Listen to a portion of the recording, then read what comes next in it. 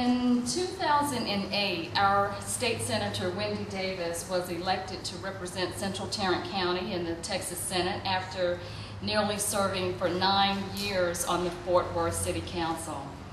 In 2009, Wendy was named Legislative Rookie of the Year by Texas Monthly Magazine, which wrote that the old rule that freshmen are supposed to stay quiet, she proved it can be ignored if you're smart, tough, and well prepared. A woman after my own heart. Please welcome Senator Wendy Davis.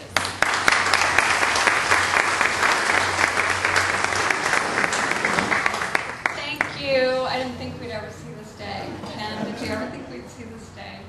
I'm going to go back a little bit further in history and tell you a story about this project.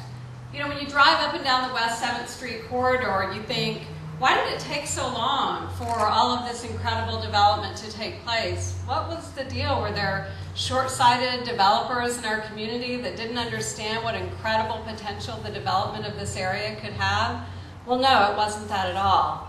It was that this was a heavily polluted industrial site, as was the site across the street at Montgomery Plaza that received a lot of freight traffic in and out of that warehouse. And the cost of doing a development here were just untenable.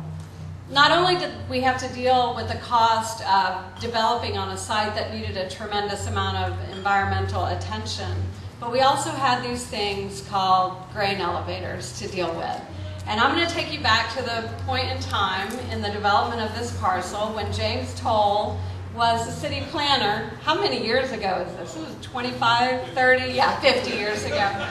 And there were some grain elevators here, which was part of the original use of this site. And the rail served to bring grain in and out.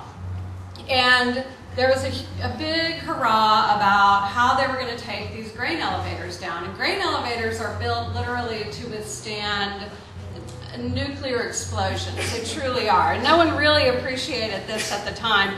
And James Toll was the planning manager, and they put together a plan. They hired the explosives company. They planted dynamite strategically throughout the site. It was a big deal. They shut down literally this whole corridor, Lancaster, West 7th Street, everything coming in and out of downtown. People had their hard hats on. They were stationed, you know, thousands of yards away from the explosive site. There were news stations everywhere.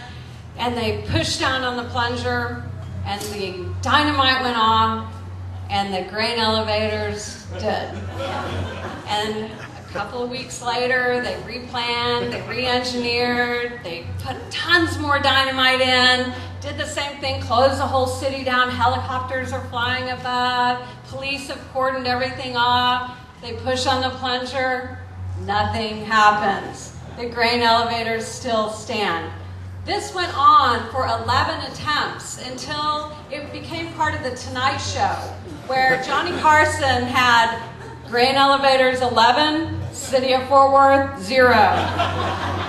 And finally, James said it got to be such a joke, and no one believed that anything was going to happen, that after the 9th or 10th attempt of dynamiting these grain elevators down, no one even cared. They stopped shutting the streets down, police didn't show up anymore, news stations didn't show up anymore, and they finally, I think it was on the 11th attempt, got the grain elevators down. That was the easy part, and Ken and York can tell you that was the easy part. What came after that was so tremendously difficult, and really the appreciation to be extended to Ken and York was that they truly were the first people who said, we're going to try to make this work. Long before Montgomery Plaza, long before the West 7th Street project, long before Museum Place, Ken and York were here trying to engineer a way to make this kind of a project go forward in a way that was affordable and feasible. And unlike all of those other projects I just mentioned, believe it or not, they didn't have a public-private partnership. We did not create a tax increment financing district to make this project go forward. We didn't create a 380 agreement to make this project go forward. Instead, we gave them the gift of this thing called a federal grant. of $1.5 million, I think. We received the grant when I was on the city council about 6 or 7 years ago, and they literally, those lights and the trees that just went in, that's how long it takes the federal government to do something. So the gift that they got was many years in the making, and I think it actually cost them more money in engineering in the long run than they received from the federal government to make it happen.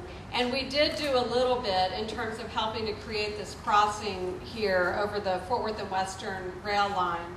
But other than that, they've gone forward using private dollars to make this happen. It really wasn't a tax-supported project like so many of the others are. And for that, they really should be commended, because from this moment, every bit of this is on our tax roll and already realizing a positive benefit to the city of Fort Worth. And they really have been. York, Ken, you've just been tremendous to work with, and I'm so proud to have been a part of this. And